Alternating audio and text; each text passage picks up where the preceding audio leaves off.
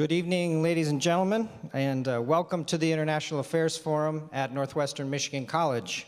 We're so thrilled to have you all here with us tonight. We are in for such an inspiring time together, learning from our distinguished guests just how change happens, advocating for education as a human right, then applying resources with strategy and compassion. I'd like to start by thanking all of our supporting members in the audience, online and in person. Our partners in our area high schools have many high school students here. You can wave at us from back there, always in the back row, right? Yeah. Our NMC faculty, our IAF Advisory Board volunteers, our International Affairs Forum student leadership team volunteers. So many folks help to make this program such a vibrant community asset for global affairs education, month after month, decade after decade now. We're in our 32nd season, and it's just amazing, and it's thanks to all of you. So thank you.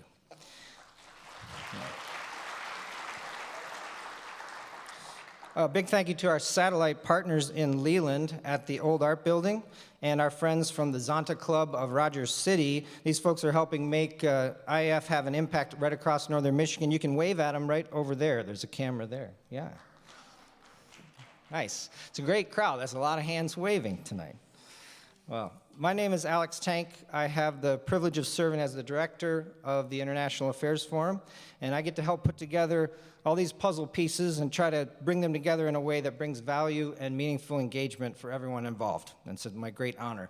Along with our members, our leadership circle supporters, here are a few more folks who help that puzzle come together to make this vision of multi-generational education that we have going on here. Sincere thanks to our business community members, Century LLC, Desmond Liggett Wealth Advisors, Higher Grounds Coffee, Rivard Tian Wheatley Group with Baird Private Wealth Management, Nicolay National Bank, Paul M. Schmuckel, Jason C. Piedmont with JP Morgan Wealth Management, and Traverse City Tourism.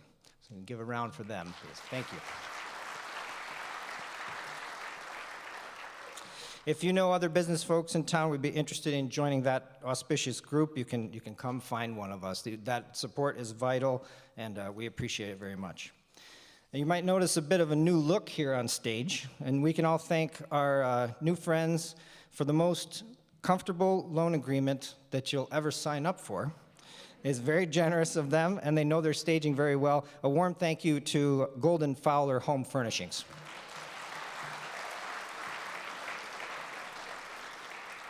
We had to bring a lot of style for our distinguished guests and moderator. Okay, so a quick reminder to silence your mobile devices. I just did that, I remembered. And here's how we'll run this evening's program. I'll be back up for a Q&A session after our moderated conversation. And the Q&A option for everyone, in person or online, you can email your questions to iaf@nmc.edu. And that's the preferred method. For everyone online, you can also submit questions through the Zoom Q&A function at any point during the program. Last method for the audience here in the auditorium, you can flag down one of our volunteers for a question card. Okay, now to introduce our honored guests and our moderator for the evening. Our moderator will be Ken Warner. Dr. Ken Warner is an economist who served on the University of Michigan School of Public Health faculty for 45 years, including a term as dean. His 5 decades of research on tobacco policy included serving as the World Bank's representative to negotiations on the Framework Convention on Tobacco Control, the world's first global health treaty. In addition to serving on the IAF Advisory Board, he is a member of the Board of Trustees of Northwestern Michigan College and a member of the Traverse City Economic Club. Dr. Ken Warner.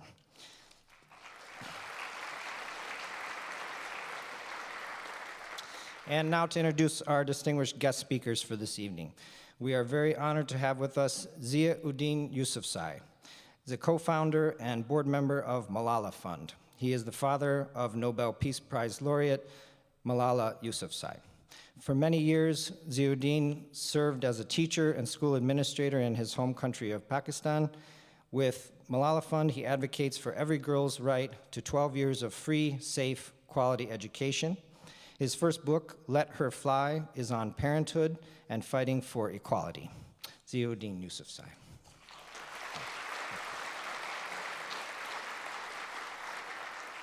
And also joining another distinguished guest, Dr. Sue Gunawardena-Vaughn. Sue is a lifelong human rights activist who believes that every girl should have the power to learn and lead and transform the world. She currently serves as the global lead for grant strategy at Malala Fund, where she leads a global team of dedicated grant makers to mobilize resources for girls' education. Sue has held a number of leadership roles at Amnesty International USA, Freedom House, Open Society Foundations, and Madre. She has also served as a consultant advising civil society groups both in the US and internationally. Born in Sri Lanka and raised in London, Dubai, and Toronto, Sue holds a PhD in government from the University of Texas at Austin. Sue Gunawardena-Vaughn.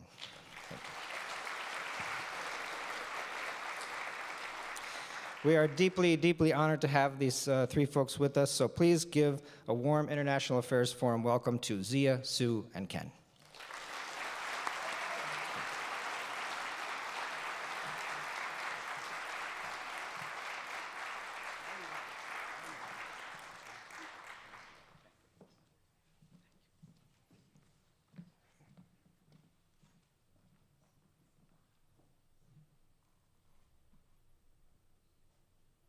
Well, good evening, and welcome Zia, and welcome Sue.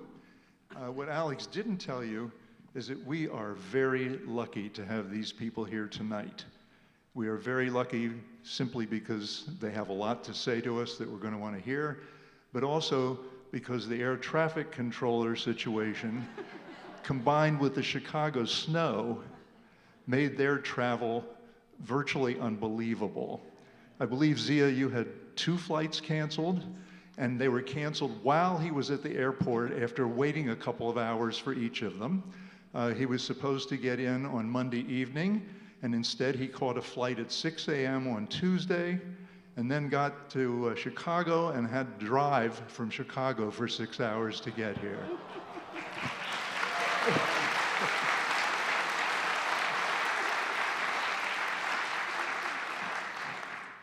So we really are lucky to have him here.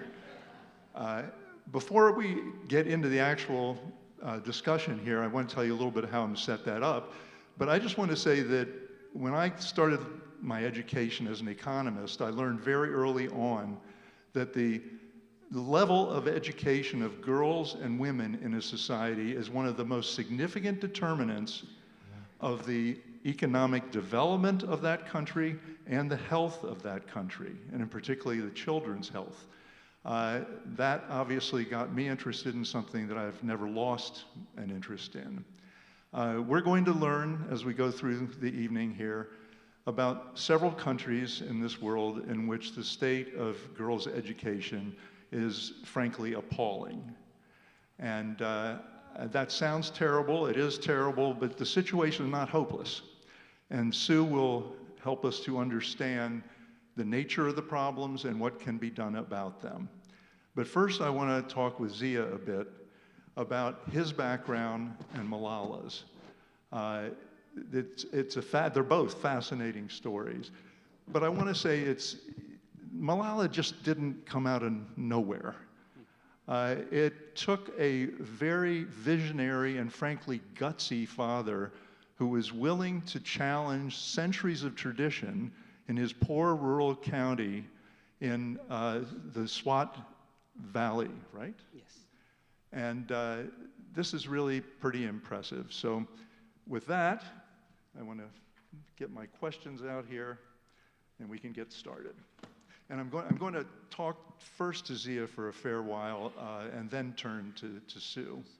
So Zia, please talk about your early background, your early experiences that led you, after growing up in a patriarchal society, to become a passionate proponent of girls' education.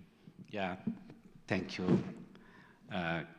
Thank you, Ken. And you mentioned about the flight cancellation and difficulties in travel to here. But to be honest, like when we came here, first my wife saw the snow, so it reminded her the sweet reminiscence of Swat Valley. and then meeting the IAF community and Northwest Michigan College community and the students community in particular here. Honestly, it is worth it. If 5 more flights would have been canceled, at some point I told my friend that why not we just drive from here, right from DC to Traverse City. But anyway, thank you so much. And like why I say this, like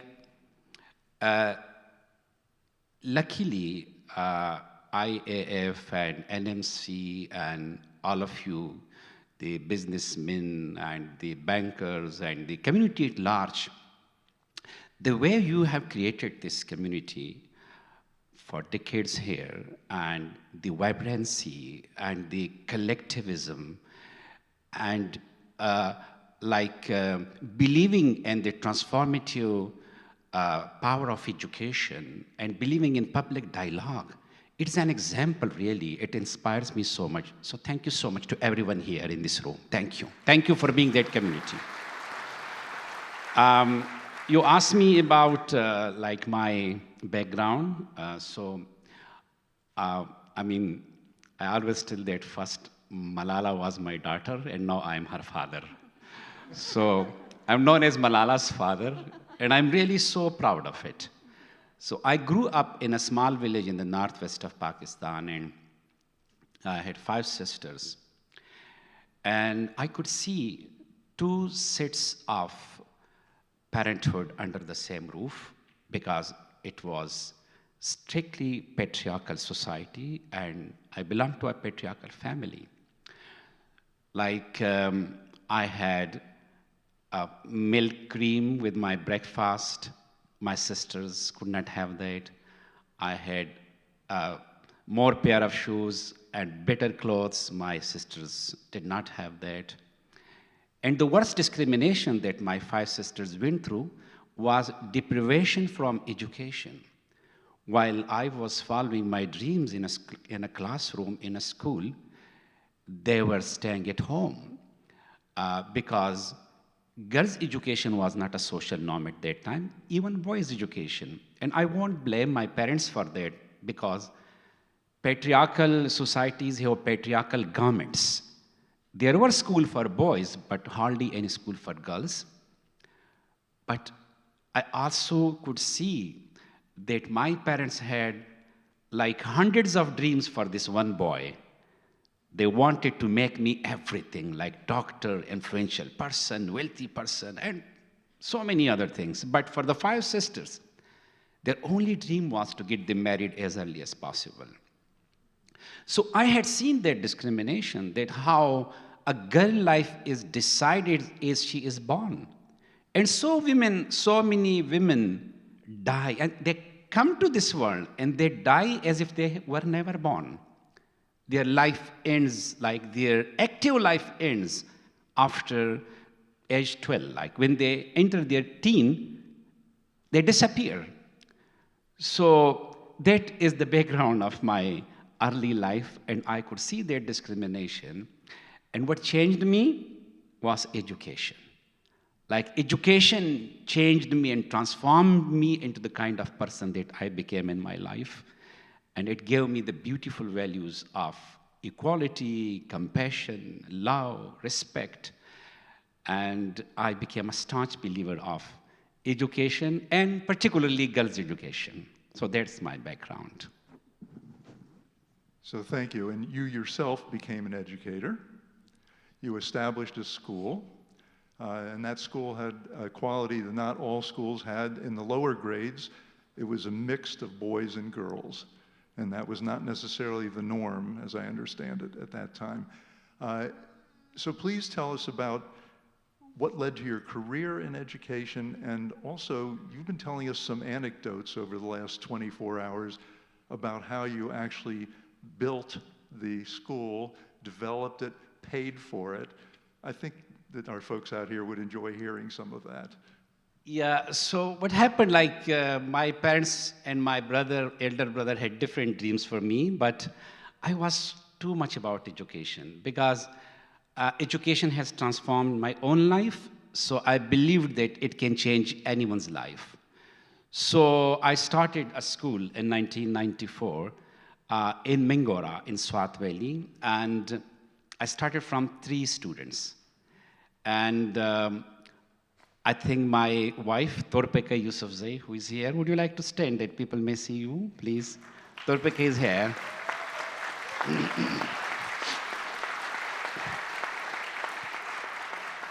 So Torpeke and I, we both grow in patriarchal families, but together we created a family that believe in gender equality.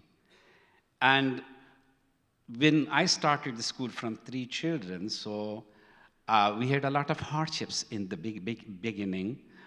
In a small building, we started that school, and I had a lot of financial problems as well. At some point, I sold Torpeke's jewelry as well for paying the salaries, and we had like a breakdown in electricity. So she used to hoard the lantern, like that runs with the kerosene oil, and I used to whitewash the walls at night and painting the blackboards. So that was an exciting thing in my life in those early days. Difficult, but still exciting. And the school that I built in 1994, when Malala was attacked in 2012, after 18 years, we had 1,100 students. So we had 500 girls and 600 boys. And you mentioned that the boys and girls were together, and yes, I'll tell the story that when I started the school, so a father of a 5-year-old girl came to me and he told me that, "Principal, is it possible that my daughter is not with boys and she is in a separate class, in a separate classroom?" And I told him, "Look, she is very little baby. She's just a little girl. And we don't need to tell her that, like at this stage, that, okay, she should be separated from boys. But look at the trust of the people that I had developed, and I had the confidence of the people in my institution, that the same girl was studying with boys in grade 9 and 10, and he had no complaint at all." So when we stand for something and we work for it and we lead by example with empathy, then people really change. So what changed our school? That were Taliban. When in 2007 and 2008, when Talibanization started in the Swat Valley, and Taliban bombed more than 400 schools, and they literally announced on their FM radio that no girl is allowed to go to school after 14th of January 2009, and if she goes, the principal or the parents will be responsible. So after that, we saw a very big change in our school systems. We had to separate, because they used to send us notes and they told us that you boys and girls cannot study in the same classroom. So that changes come after the Talibanization. But really, I have seen this change in my life. One of the other story that when Malala, during the Talibanization,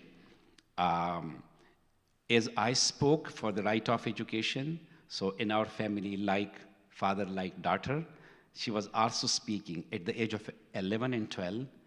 And my nephew, he told Torpeke that Malala is now almost a teenager, and like she's grown-up girl, and she's seen on media, and she's giving speeches to the public about girls' education, and it is like culturally unsuitable. It's culturally offensive. So would you like to tell him, like when she told me, I told her that tell him that don't poke your nose in our family affairs. But the same nephew, he is now a great champion of girls' education, and he runs a school of 800 girls in Shangla, the state-of-the-art school, and he is a great champion of girls' education, women empowerment, and I'm so proud of him. So change come. Yeah. Thank you. Super.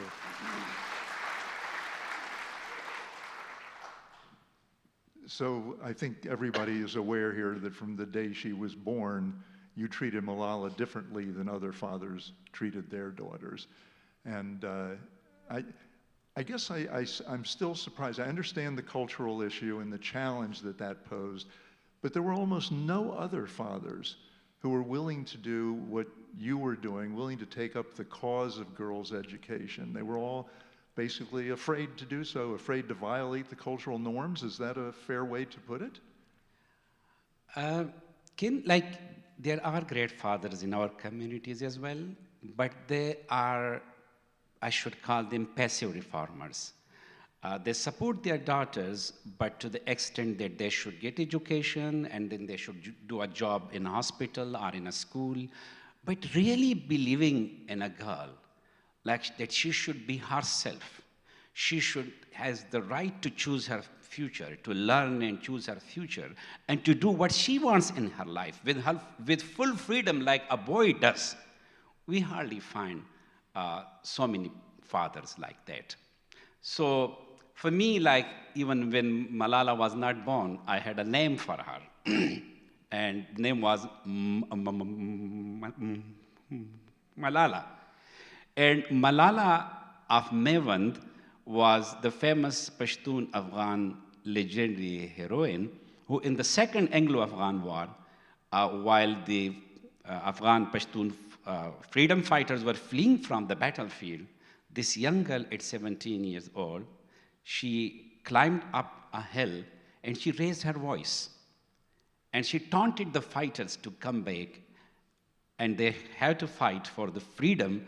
Otherwise, someone is keeping them for a shameful day. And that girl, like that voice was so powerful that she rallied that army of Pashtun fighters. And she even gave her life on that battlefield. But for me, Malala was a name known by herself, number one. She had a voice, number two. And she took a role that was not given to her. She took it herself. So I named her after the Malala of Mewand, and an Afghan girl is here. Her name is Taqwa, and she knows the story of Malala of Mewand. It's a very powerful story. Some schools have named after her, hospitals have named after her. Even I was so intentional about bringing up a girl that when she was born, one of my cousins brought me the family tree. And when I looked at the family tree, they were all men, fathers, grandfathers, great-grandfathers. And when he offered me, presented me the family tree, I just picked up my pen, drew up a line from my name and wrote Malala.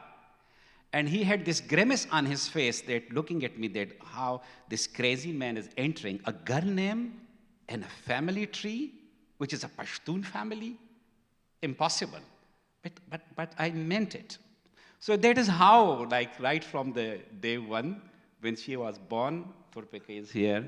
So, when for the first time I saw her, her eyes were shining like stars. And when I saw her, my heart was filled with honor and pride and gratitude. So since then, that journey started.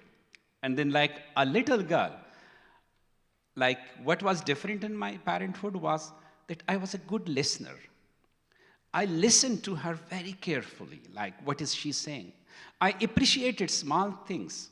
One morning we were sitting together and he was looking at my face and then told me, Abba, do you know how do you look like? And I said, I don't know, look like in color. And then she told me, you look like as one mixes milk in the tea. This was her analogy or something, and I jumped up. I was so happy. I said, Malala, you are amazing. So these were the small things, giving her a conducive environment. If friends came to my home, men friends, and she was there in the room, I encouraged her to speak and to involve in the conversation, and she was very wise. So these were the beginning days. That's why there are a lot of fathers, mothers here, especially fathers. And I always tell this, that the first man that a baby girl encounters is her father. And if he believes in the freedom of his daughter, no power on earth can enchain her spirit. And if he believes in her potentials, she will never doubt her worth. So this is so important. Father's role is very important. And that's why I also work on male allyship program. I believe that when we talk about gender equality in girls' education, boys and men should be involved. I have been working in Nigeria for the last 1 year, and I have met amazing male allies. Like we are working, we have seen individuals who are great supporters of girls' education and their daughters' education, but like going from symbolism to strategic campaigns, and from individual to collective effort, it's so important. So I have a lot of stories about that as well, but I should give it just for the next question. Well, thank you. I want to read what I think is a really beautiful statement in your book. There are a lot of them. This one really struck me, and I quote, "I think of the other women in my life whom I have loved, whom I could not protect from society's cruelty and unfairness. I think of all the power they carried inside them, but the power was unexplored, undiscovered, and underestimated," end quote. You've, I think, explained very well why that was the situation in your earlier years. What about today? What do you think that men can do really all over the world to pursue or to support the pursuit of education and equality for women? Yeah, this is so important. I believe that as a man, as a father who believes in gender equality, and from my own life experience, that how when I believed in women's emancipation, how it has liberated me myself. This is very much important. If I had been authoritative and controlling man or husband, then I would have not been the person that I am. Because Torpeke is here. I married her because she is very beautiful, and she was very beautiful. And she gave me this confidence that I thought when I was a boy that my nose is very big and I'm not handsome. But once she came in my life, I was over the moon that I'm not that bad, I'm handsome. So honestly,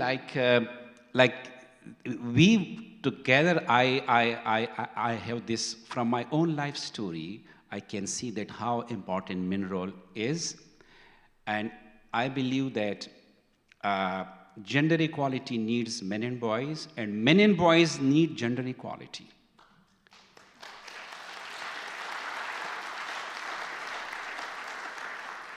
I always give this example, just one example, and it is not just an example, it's the story of every second and third family in patriarchal societies, that there will be 5 sisters, 1 brother in a family, and that one brother will go abroad from Pakistan or Afghanistan to other countries for earning livelihood for his 2 parents and 5 sisters.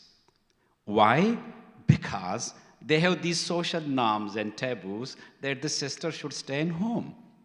Because they have this kind of thinking and mentality that the girls should not go to school. And if even they go to school, they should read up to primary. Or if they even do secondary, that is a good qualification to be a wife. And then so on and so forth. Even some professional, I mean, a girl will be graduating from a medical college, but if she is married in a strict patriarchal family, the husband will say, no, I'm here to earn. Why should you earn? It's a shame for a girl to earn. for the family. I have been personally trolled on social media that Malala earns for you guys. But I believe that if a father is feeling pride in his son's earning, why not feeling proud in your daughter's earning?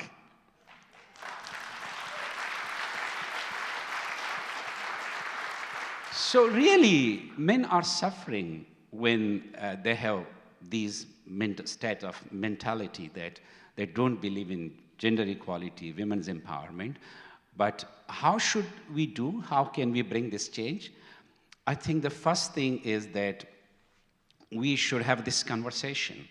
And I'm very impressed what the college and IAF does, that like public dialogue. This is so important that we have conversation and we have dialogue, and we have this conversation with boys and men to discuss that this kind of patriarchal thinking or unhealthy masculinity is very harmful, not only for the girls, but also for the men. Also, like, we should have safe spaces for boys. With Cameron, my friend here, we went to the north of Nigeria, and there in Kaduna State, there is an organization which is funded by the Malala Fund. It's called Center for Girls Education. And they have safe spaces for girls, and also they have started safe spaces for boys. And when I entered their class, the boys were talking about GBV, and they had more information, more knowledge about it. And they were so clear that what a good man or a good boy should look like how should he behave. So this is very important that we have these safe spaces, we have this conversation, and also we highlight the stories of men who are like feminist men, or men who believes in gender equality. A year ago, I watched a film, To Kill a Tiger. You might have watched this film, To Kill a Tiger. It is the story of a farmer from rural India, and his daughter is raped brutally by 3 young boys, and he stands with his daughter. So such stories should also be highlighted, that like the boys and men, they understand the importance of gender equality. Yeah. Thank you. I've got one more question for you, but then I want to turn to Sue and hear about the Malala Fund. But I want to provide some background before I do that background for the audience. And part of Malala's story we haven't heard yet. Everybody is aware, as Zia has said, that the Taliban burned or bombed over 400 schools in Pakistan. And that was obviously a pretty intimidating force, so that a lot of the people who had been speaking out in favor of girls' education were silenced by this. The 2 most prominent people who weren't silenced were Zia and Malala. And Zia, frankly, what you did took an extraordinary amount of courage, because you knew your life was at stake in doing this. The thinking at the time was that the Taliban would never attack a child, but of course they did, and they shot Malala on a school bus on her way home. She was very severely injured, was in hospital for more than 3 months, and had a truly miraculous recovery. And very shortly after her recovery, she was out campaigning for girls' education again. I think this was, the one thing that really struck me about it is that she had to shift from Pakistan to a much more international stage at this point. And at 16, and by the way, I should say on her 16th birthday, she addressed the United Nations. And if you take nothing else, if you do nothing else to follow up on this session, I urge you, Google Malala's speech at the UN. It is one of the most amazing things you will ever watch. The substance of what she had to say and the effectiveness of her delivery were such that if this speech had been given by a 40-year-old who gives speeches for a living, you would have thought it was a great speech. But coming out of a 16-year-old's mouth, it was nothing short of extraordinary. That was the same year that Zia and Malala founded the Malala Fund. And a year later, as you've heard, she was named a Nobel laureate, winning the Nobel Peace Prize, becoming the youngest Nobel laureate in history. And then I learned one other thing, I don't know if it was your book or her book, but one other accomplishment she had that I found particularly interesting that most of us have not heard was that while she was a student at Oxford University working on her degree, she was still campaigning.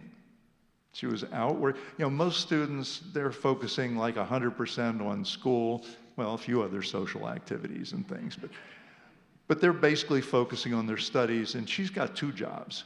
She's a student, and she is an activist working for girls' education. And even though she was doing those, she graduated from Oxford in 3 years. Is quite a young lady.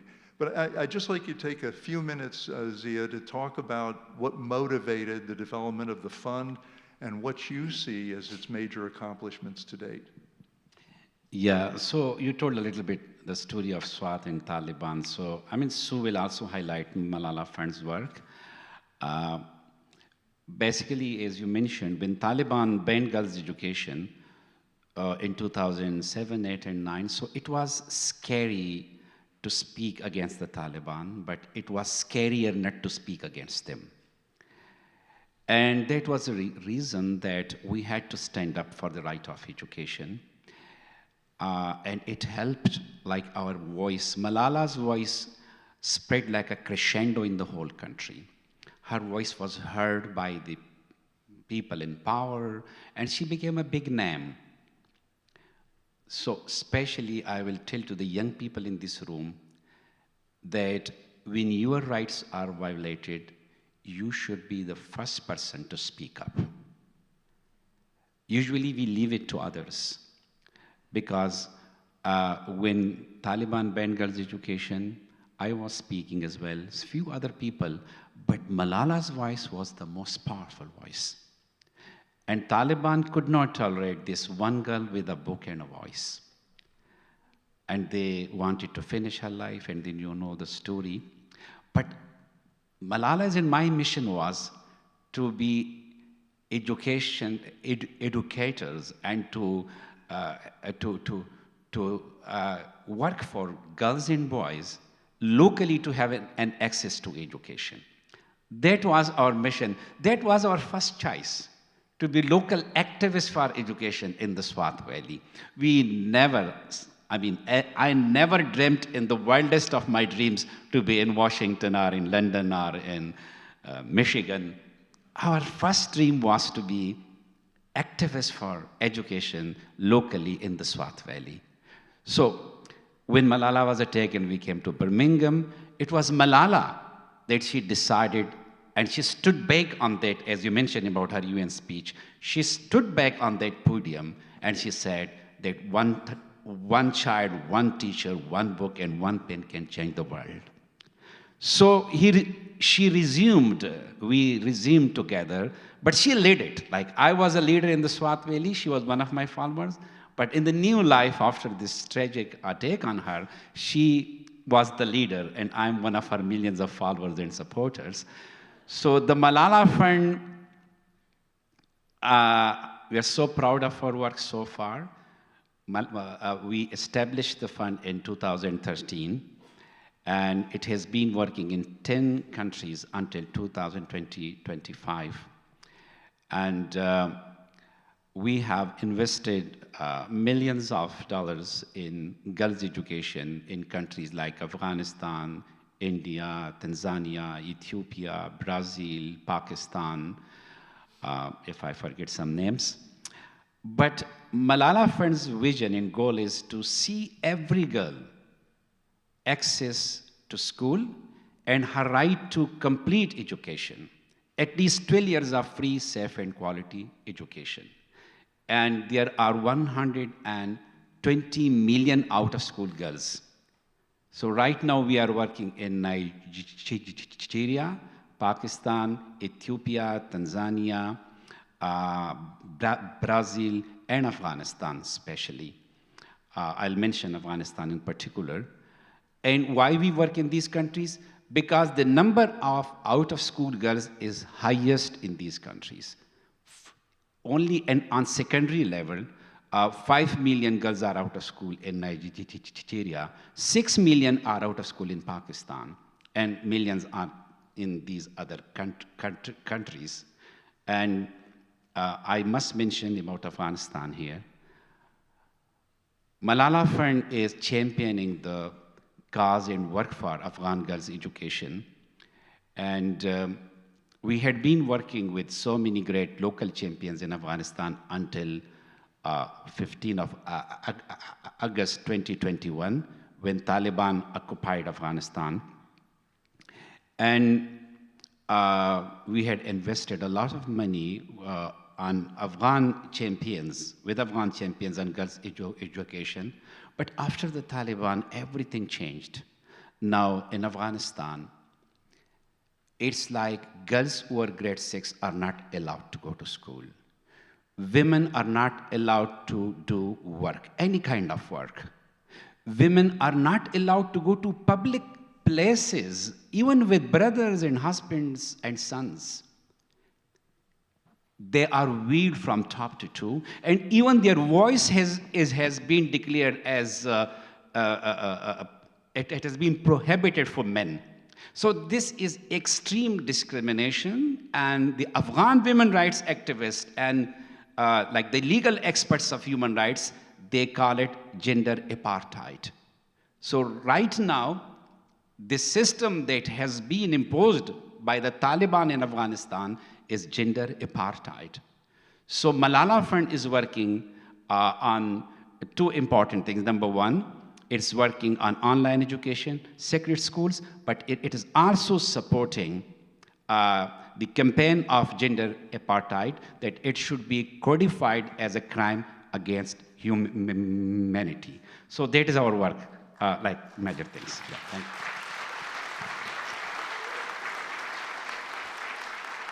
Thank you, Zia. I personally could listen to you all night long. I'm afraid I'm going to get fired from my job because I've not given enough time for what we want to discuss with Sue, but we certainly want to get into that. Obviously, if you all want to learn more about either Zia or Malala, I would encourage you to buy their books. I have the two older ones here. The new one that just came out is also out in the hallway. And I love the fact that Zia entitled this book simply, "Let Her Fly," and that you certainly have done. So I want to turn now to Sue. And Sue, please tell us a little bit about your background, your interest in girls' education, and what brought you to Malala Fund. Thank you, Ken. And I could also listen to Zia forever, so I'm quite happy to cede my time to him. But thank you all for being here. I'm going to take you to another part of South Asia. I'm Sue Gunawardena-Vaughn. I was born in Sri Lanka, and I'm so privileged and honored to share a stage with one of my personal heroes, Zia. We were joking at lunch, and I said, you don't understand that this is so surreal for me to be joking about food and soup with someone I have admired from afar before I joined the Malala Fund, so it's just incredible. Before I tell you a little bit about my journey to Malala Fund, I want to thank all the beautiful people in Traverse City. As Zia said, it is just, you have enveloped us with your love and your warmth and your generosity, and I am so grateful. And it's also the cherry capital of the world, and I love cherries, so.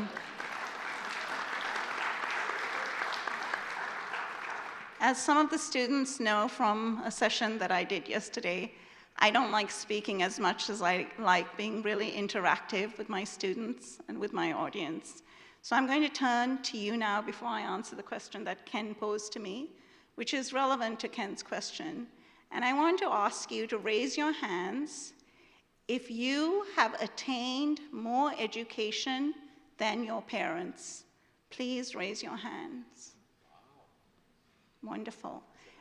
Yeah, now I want you to give a round of applause to your parents and grandparents.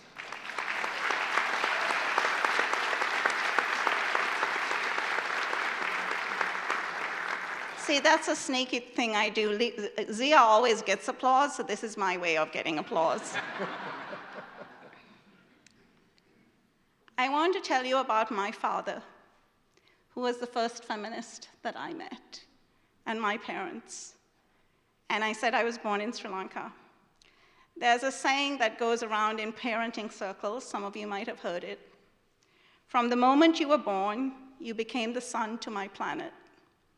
I was the sun to my parents' planets. My parents they had 2 daughters, me and my sister. She's a computer scientist. I'm the Luddite. I'm the humanities major. My parents told us that we could be whatever we wanted to be.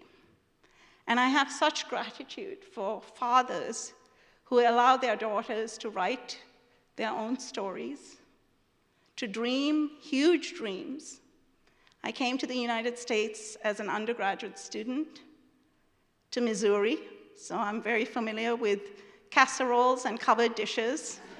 Tuna casserole is my favorite comfort food. And I've been a student activist from very young years. I was also raised with an incredible mother, a very active social justice mother. My father never called himself a feminist, but he was a feminist. My mother called herself a feminist and reminded my dad every day that she was a feminist. And the reason my father, and this is the intergenerational impact that educated women have, the reason that my father was so exceptional is because his own mother, and this was in the 1930s in Sri Lanka, didn't get married till she was 30 years old. She had a master's degree in education, and she was a high school principal for much of her life. She had 1 son, my dad, who she worshipped. But at the same time, she really inculcated in him respect for women, respect for education. So I am incredibly blessed. And that is how I came to Malala Fund, to enable every girl, everywhere, regardless of their ethnicity, their identity, their socioeconomic standard, their socioeconomic status, their caste, that they can learn and fly. Beautiful.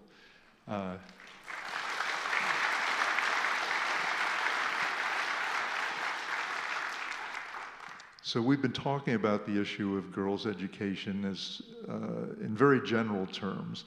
And I'd like you to tell us what the global magnitude of the problem is. How many girls are out of school? Zia has already told us the countries that have the biggest problems, but why don't you give us some numbers there and also help us understand what the barriers are to girls being in school? Yeah, as Zia said, it's 122 plus girls that are out of school. 122 million girls that are out of school. This is my optimistic 122,000. That's where we want to get to. And 8 million of them are adolescents from primary low-income countries. 20% of girls in low-income countries complete secondary education as compared to 90% of girls in high-income countries. And I do want to pick up on the point that Zia made about Afghanistan. Before the Taliban, and I also want to give you a before and after of Afghanistan, because I worked with Afghan activists in a previous job before the Taliban took over. I worked with Afghans in government, lawyers, doctors, incredible women. And what is happening in Afghanistan is just absolutely heartbreaking. It's really heartbreaking how women are invisibilized from the public space. Girls are not allowed to access education. They are not allowed to speak loudly in public. What a way to silence women and girls. And that's why much of our work, we have an incredible Afghanistan initiative team, is to codify gender apartheid as a crime against humanity at the UN, which it is, to render women silent, to render young girls silent, is a crime against humanity.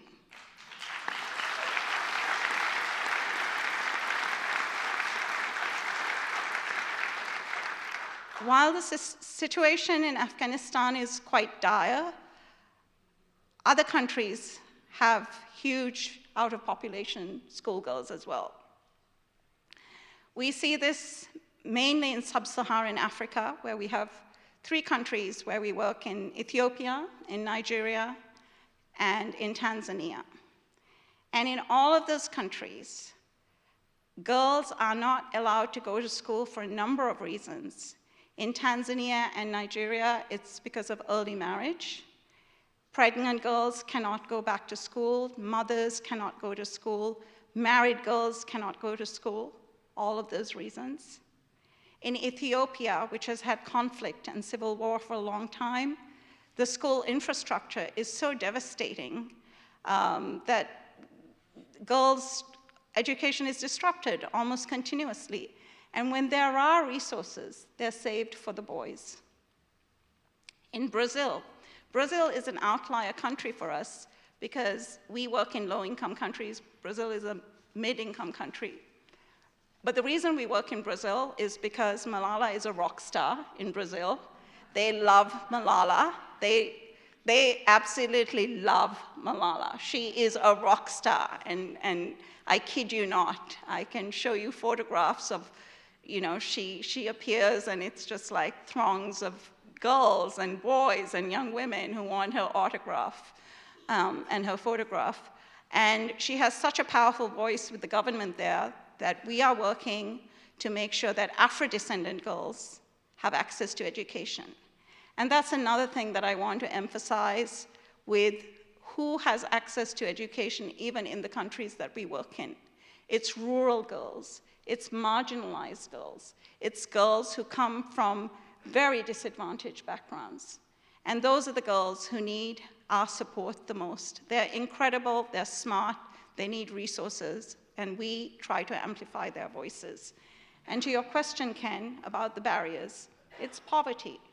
It's child marriage, early pregnancy, conflict, climate crises. When there are floods, schools close, girls are not allowed to go to school. Security.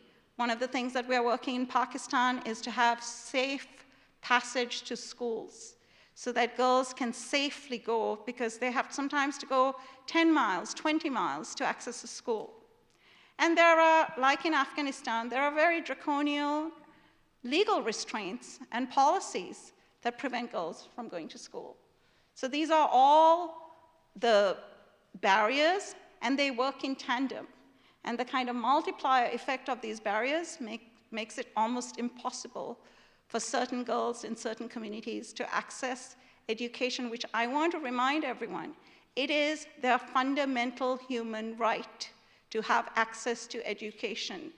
Every child, every girl child, every boy child.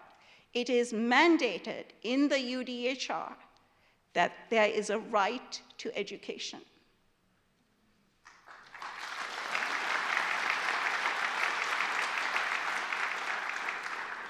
So I'm caught in this interesting situation right now because I'm looking at my boss over there and he's telling me, you got to get done fast or you're fired.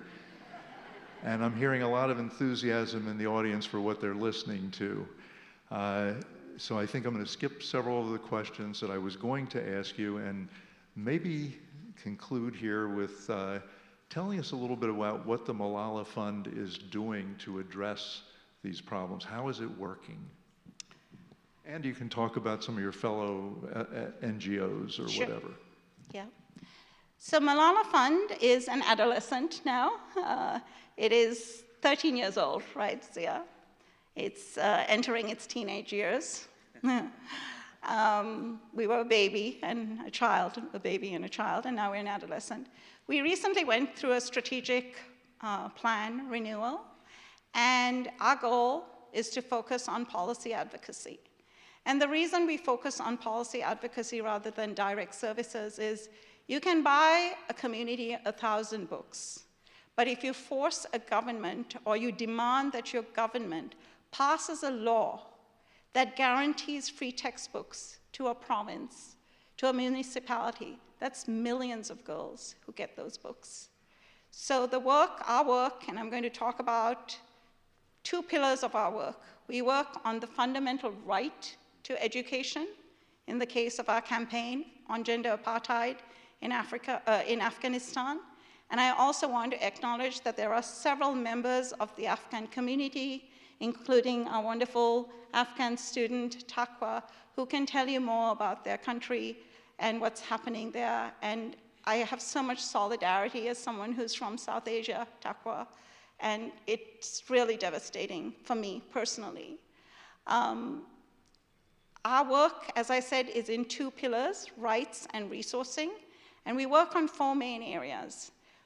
During the course of our first 12 years, we have developed a network of incredible education champions, organizations on the ground, we call them our partners, who work in tandem with local NGOs, with government agencies, with regional and provincial governments to advance a girl's rights to education through various aspects of legislation that is relevant to their country, and I can give you a few examples. We call them the Education Champion Network, and we have 120 of them in our countries. We do work in Afghanistan. We do work in Afghanistan that is also focused on delivering education inside the country, and we do that through our partners who have deep roots, diaspora partners who have deep roots in the country, and we do that in a very secure way. We do a lot of video education and a lot of peer-to-peer education. In our Education Champion Network countries, as I said, in Nigeria, we work with groups. In addition to the male allyship work that Zia is leading, we work on early marriage, and we work on having girls have secure access and resources to education, and we track budgets of governments. And we have partners who are doing that, incredible partners. In Brazil, we have groups working on the ground who are working to get race and gender explicitly mentioned in education policy documents. Because when you take education and race out of documents, then the entire communities are invisibilized. In Ethiopia, we are working on the Safe Schools Declaration, which Malala and her father have been huge supporters of, so that we have safe schools during moments of conflict. And in Tanzania, we're working on child and early marriage. And I also want to mention some of the work that we're doing on debt justice. A lot of low-income countries are hugely burdened by debt. We have some colleagues who just traveled to Doha to a UN summit on social development to ask richer nations, including the United States, to lessen the burden of debt on lower income countries, especially the sort of the interest that has accrued, and to reform the international financial architecture that make these countries so economically dependent and unable to finance their social service programs.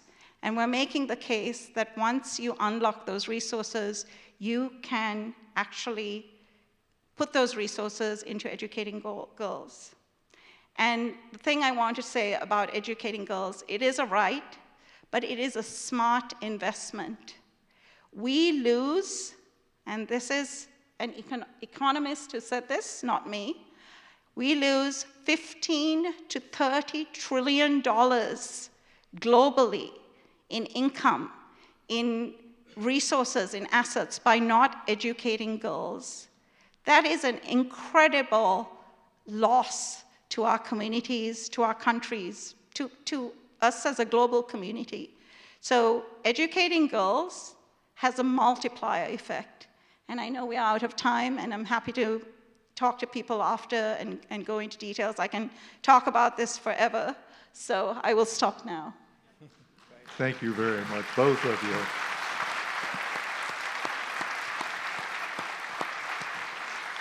Well, thank you, Sue. Thank you, Zia. Thank you, Ken, for the great moderation. And we don't have to stop. We can continue, right? But we're going to continue with first question from the audience. And again, I'll remind you that folks online can use the Q&A function on Zoom, and our in-person audience, the folks circulating with those question cards, or you can email to iaf@nmc.edu.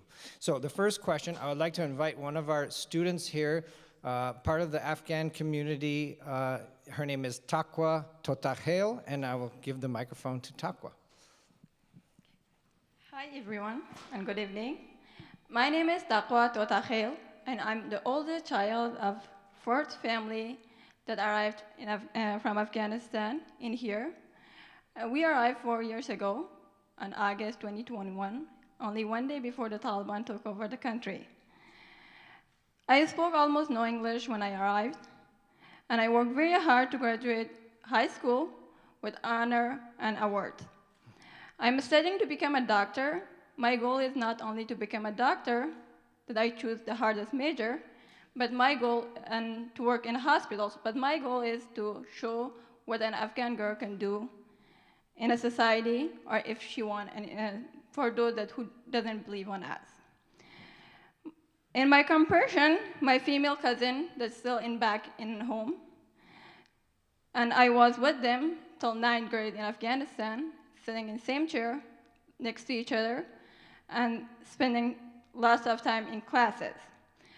They're literally doing nothing at home and staying all day at home and doing nothing for their future. I try to teach them some English online, as I can do sometimes, and giving them the hope that someday maybe they can use their minds and have their future that they want to.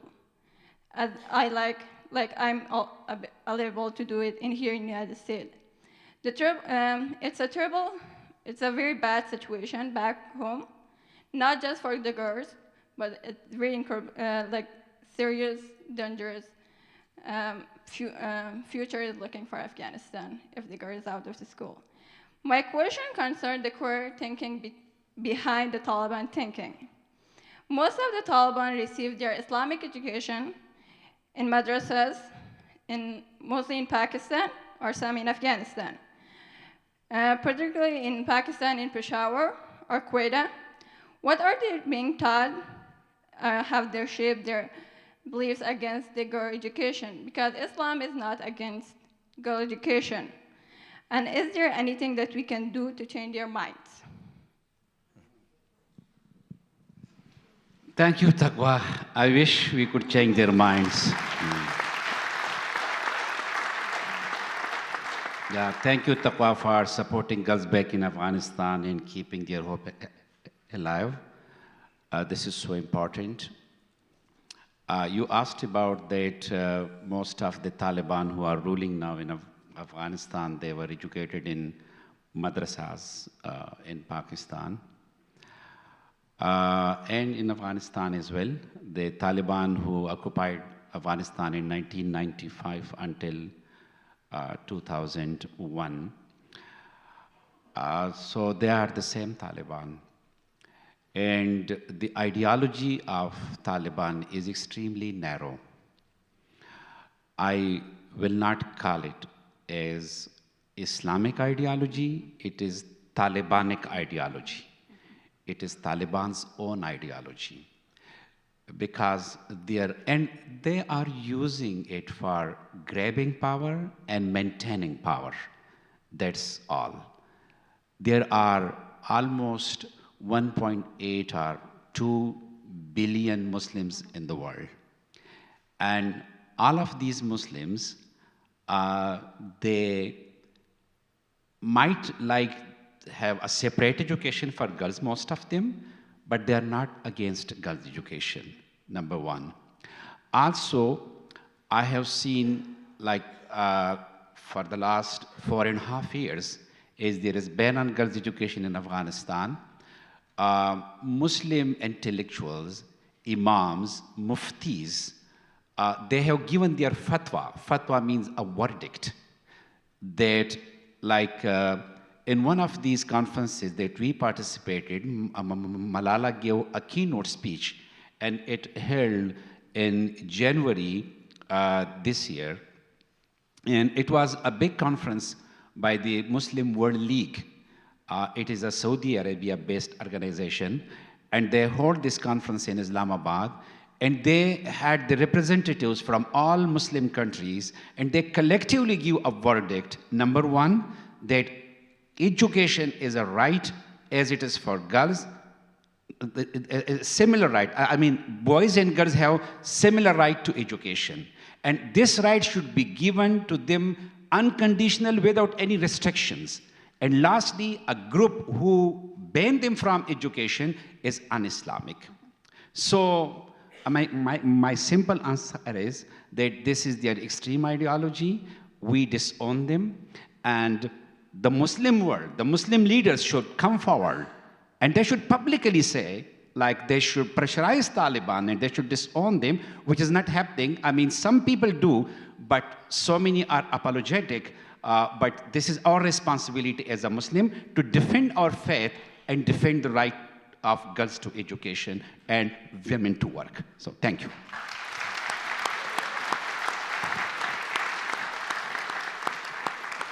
Thank you, Zia. So next question comes from our satellite partners at the Old Art Building in Leland. And there are 30 people there at the Old Art Building, so thanks for being there. The question is, it sort of relates to something you mentioned, Sue, which is it better to try to affect social change by appealing to the populace, the people, or the governments, so via policy? Which is the most impactful avenue for change, and what's the mix that you're using at Malala Fund? Yes. So the quick answer is both. So policy change. I've worked on a lot of different policy and legislative advocacy campaigns. And laws are only good if the people and the communities support and implement them fully. So you have to have both, and you have to have them working in tandem. And that's why a good example, in all of our work, we have social norm changing work, which Zia is doing through the male allyship work, which is social norms changing. But we have policy advocacy that we are focused on as well. And the social norm changing work buttresses the policy change work. You cannot really have one without the other. You have to change communities. You have to win hearts. You have to win minds. And then the legislative policies that get passed will get implemented. In many places, we have beautiful laws on the books about access to education, like in Tanzania, like even in Nigeria, even in Pakistan. But they don't have resources. The governments don't allocate resources. And when the community pushes for those resources, that happens. So I would say both. In Afghanistan, in particular, on the campaign to codify gender apartheid as a crime against humanity, I have to say, 7 years ago, no one was using the term gender apartheid for what was happening in Afghanistan, or even 5 years ago when the Taliban took over, 4 years ago. Now, it's in newspapers, it's in media, and if you want to take action, use that language. What is happening in Afghanistan is not gender discrimination, which is what's happening in other countries. It is a form of codified law. It is, I don't know how many different edicts. Every day they pass an edict that girls cannot do this, they cannot do that, they cannot do the other thing. And this is a form of invisibilizing 50% of a country's population. And that is just unacceptable. And so you have to have the diaspora community, you have to have the community in Afghanistan use that language, change social norms, so that we can get this international treaty codified. It works in tandem. There is no law that can stand alone unless you have a community supporting the upholding of that law.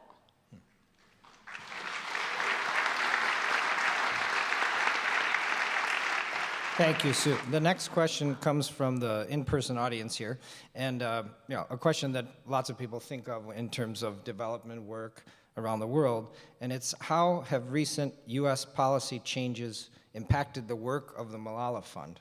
I know we've talked a little bit about this in your visit. Yes. So I'm grateful for our co-founder's vision and who's on our board, that we do not take money from governments. That is a principal stand that our leadership and our board has taken to give us some independence and autonomy. Sometimes when you take money from governments, you are beholden to them. And so we, as Malala Fund, have not been impacted directly. However, and it's a big however, our partners on the ground do accept funding from other intermediary organizations like the Global Fund for Women, the Global Fund for Children, PACT, or Save the Children, all of those groups. And when those groups, those intermediaries have had their funding cut, it has impacted our groups on the ground.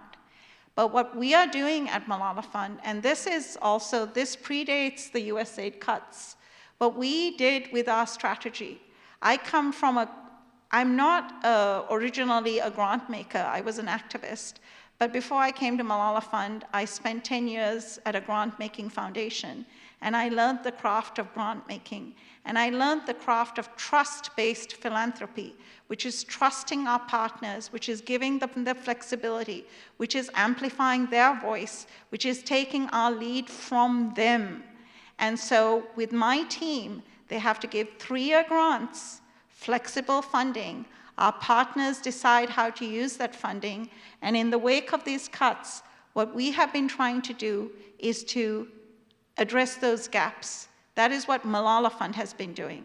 More broadly, in the ecosystem of philanthropy and development funders, we have been coming together in Washington, in DC, in New York, in other places, and even with groups from the global south and global majority countries to see in this moment, how do we reconceptualize development? How do we make this more centered on the communities that need these resources? How do we mobilize resources? How do we analyze the power differentials from resources growing from the global north to the global south? And we've had several foundations release more of their endowment to address some of these gaps. We've had more donor collaboratives. We have had more pooled funding. And one of our primary cross-cutting goals in our new strategy is collective action, which means no one organization can tackle this issue alone. Even with such amazing co-founders like Malala and Zia, we are one organization. And for me, we have to work with each other. I always talk, I'm a Unitarian Universalist for any UUs in the audience. We build the beloved community. We build the global beloved community together. We work together, and that's how we're addressing some of these cuts. But they have been devastating. Thank you. The next question comes from a student in the audience here, and I think it's an interesting framing because Malala Fund can't be in every place in need all at once, right? So the question is, what advice would you give to someone to help overcome these impediments and discrimination on their own without support? What advice would you give as leaders in this field to people that can't get support from other groups but have to do it for themselves? I mean, for me, wherever you are, find your local community, find your people. Whether you're in Traverse City, Michigan, whether you're east of the river in Washington, D.C., whether you're in a rural community in Swat Valley, find that small community of people. I truly believe, I've been a human rights activist for a long time, I have done nothing alone. It has always been done with other people. And I don't think you can do it alone. I think wherever you are, find that small group of like-minded people who can, again, I go back to this concept of building a beloved community, even if it's 4 people or 5 people. You talked about how you started your school. I think community, we are the ones we've been waiting for. I always say that. We are the ones we've been waiting for. I love that. Thank you. So it's always unfortunate to have to come to a final question, but we've gone a little further than our time. It's very worthwhile that we stay with you for as long as we can. So last question from the audience here. It's Mrs. Van's class from Leland Public School that came down, Mrs. Van's English class. So the question is, Zia, can you please give an update on the school in Shangla, Pakistan, that was constructed using the Nobel Peace Prize money? And how many students attend, and will you be able to visit in the future? This is my most favorite question. Thank you for asking this question. Thank you. Honestly, I love this school. So when Malala got the Nobel Peace Prize, she mentioned in her lecture that her Nobel Peace Prize money will go to a school that she will create in the village of her parents. So this school has been established between the village, my village, and Turpekais. And I call it the Taj Mahal of our love.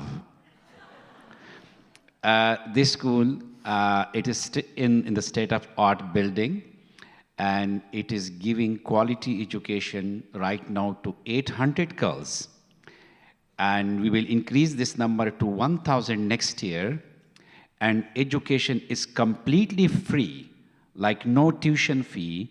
And the girls are provided with uniform, with transport, and everything, even with breakfast in the lower grades. It is from nursery, like kindergarten, up to higher secondary level. How do you call it in USA? I don't know.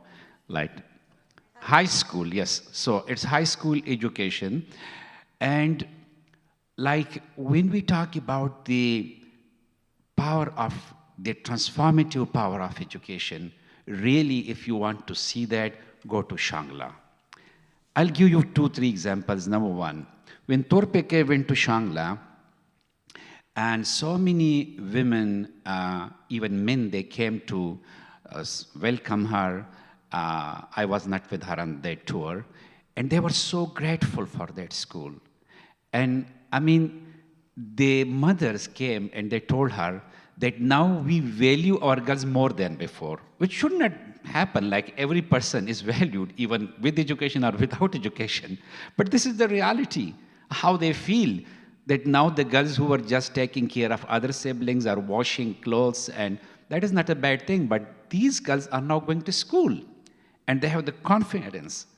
I met one of my friends who was my class fellow, and when I went to Pakistan again with Torpekai, and he came to welcome me, and then he told me we have a big issue with this school. And I was a bit like shocked. Is there any particular issue that he's talking about? And I told him, okay, what's your issue? And he told that now in the villages, like in almost in 12 villages, it's a school, it has a big catchment, like big catchment area. So he told me that now in our villages, we can't find teenage girls or girls to take care of our children. And I said, this is the most beautiful problem that the whole Pakistan should have, that you can't find now child labor because of this school. One more thing that I have seen, like the transformative power of education, how it transforms the community, that previously, like the parents and the community was thinking that girls' education is something that makes girls like maybe they make them astray, to go astray, or vulnerable to like to be how can I explain it? Like vulnerable to go in the wrong things, I should say this way. But because of the best safeguarding system in the school, now they realize that education protects girls. Because but if the girls see anything in the neighborhood or in their clothes, I mean cousins, wherever they find, that is something like offensive to their bodies, and that comes in sexual abuse, they immediately report to the parents or to the principal. So this is the kind of change that we see to that school. I can talk about the school for hours and hours. That is a beautiful institution. And the dream is that this one school will change the whole culture of the valley. Like women will be empowered, they will be living equality, and we will have amazing leaders in every field of life soon in the coming 10 to 15 years. I'm so proud of this project, of the fund. Thank you so much.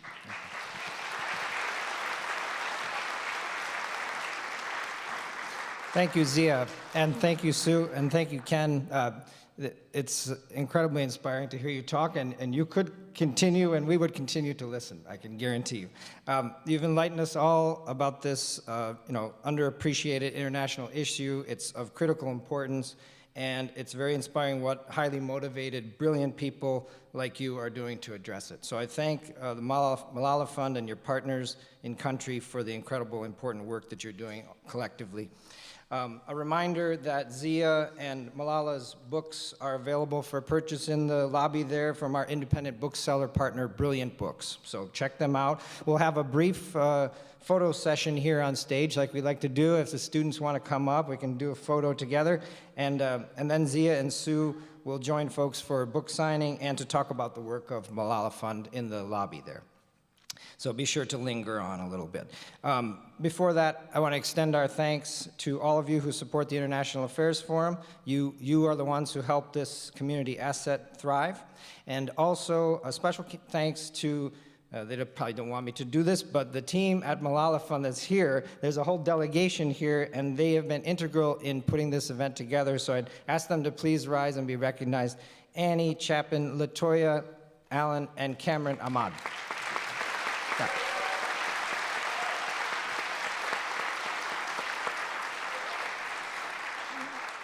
They've just been amazing partners, and it's been such a gratifying experience to be together with all of you and bring you all here to Traverse City and NMC and bring you into the International Affairs Forum orbit. Now you're stars in the constellation, right? I also want to thank two very important people here, Ken Warner and Pat Warner. Without Ken and Pat, they met these inspiring people and they said, these people are doing such incredible things in so many countries all at once and making such a difference in the world, making real change in the world. We absolutely have to have them here. And without Ken and Pat, they would not be here. So a great round of applause for Ken and Pat Warner.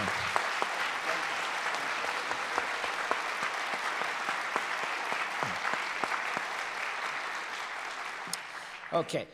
A quick plug for next up here. We've added one more engagement this fall, December 10th. You can join us here in person for a documentary film screening and a panel discussion on the hidden environmental, social, and economic impacts of U.S. military spending. It's a film called True Cost of Defense, and we're presenting this film in partnership with Free to Choose Media, and this was executive produced by Suttons Bay's own Tom Skinner.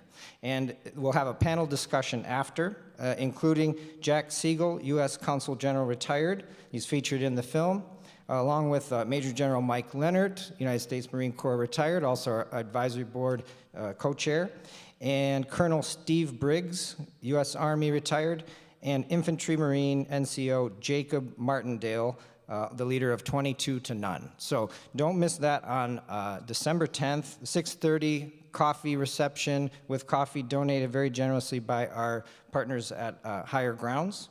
And the film is at 7, and the panel is at 8 o'clock. So that's a free event to take us into the holiday season, and we'll be back with you next semester with another 5 compelling programs on the horizon through June 2026, including, I should also add, I see their faces out here, the Student Leadership Teams event on May 19th. So that's hosted and curated and conceived of all by NMC students, and they've been working very hard on that program. So please join us next spring, of course, winter and spring. Again, we thank you all for your engagement and the dedication to the IAF mission and for being with us for this important discussion this evening. And we're going to close the evening with your words Zia and Sue, so I will hand it to you for your final remarks, and thank you. Yeah, thank you. I hope I won't speak for long because I don't know how to wind up, but like, I will share just two things. Number one, Martin Luther King says that injustice anywhere is a threat to justice everywhere. So we should keep this in our mind. And also, like, as it has been mentioned right now, that there are 122 million girls who are out of school. And like these girls are out of school, it means that these girls don't have the hope and the opportunity right now to be themselves, to choose a future for themselves, and to get educated. Just imagine like yourself without education. Like the role of education in our own lives is huge. There are amazing young leaders in this room and amazing leaders of the community as well, who are contributing to the community here. But we are privileged, I think. We are all privileged having amazing institutions like Northwestern Michigan College, organizations like International Affairs Forum. But there are girls out in Afghanistan, in Pakistan, in Ethiopia, in so many other countries who don't have access to a classroom, who don't have they have a school with no boundary wall. If they have school, they don't have teachers.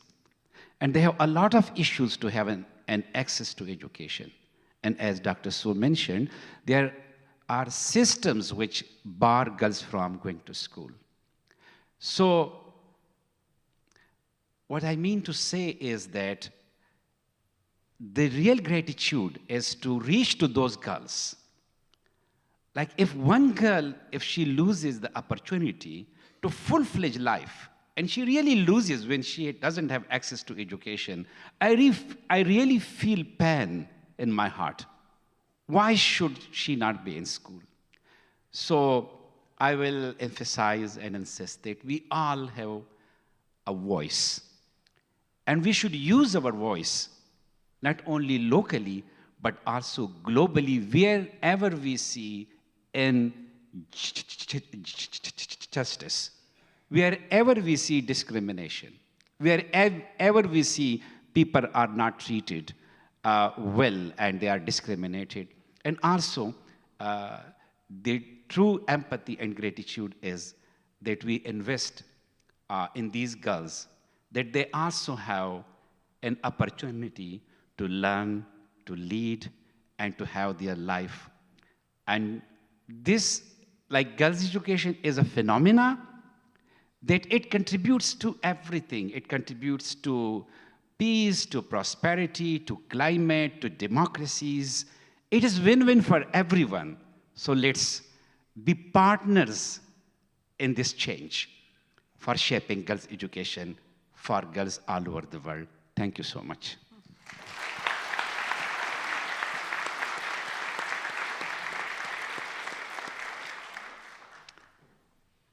I can never follow Zia. That's like the toughest part of my job description.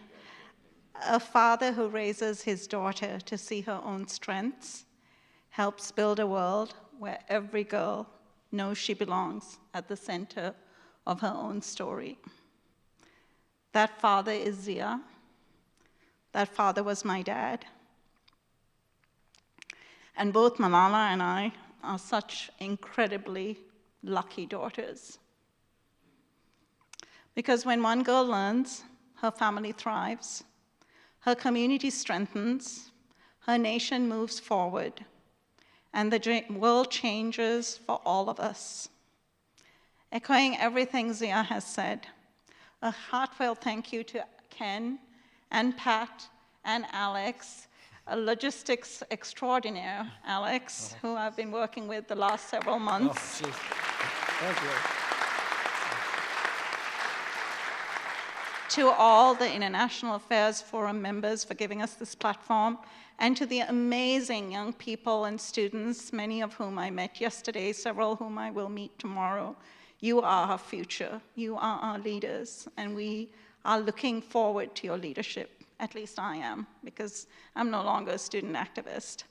And last but not least, as I said, all of our work is done collaboratively. All of our work is relational. And I am so blessed. I say this every morning, not just to work with the amazing partners, the amazing co-founders, but the amazing colleagues. Annie, Latoya, who are based in DC with me, and who work with me side by side. Annie actually sits next to me at my desk.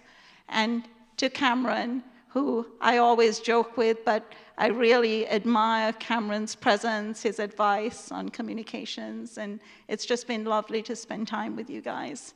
And if Zia and I are here, it's because of all the invisible work that they've done to get us here. And the grace and the good humor which my team expressed during the last 48 hours is truly incredible. So please give them a special round of applause.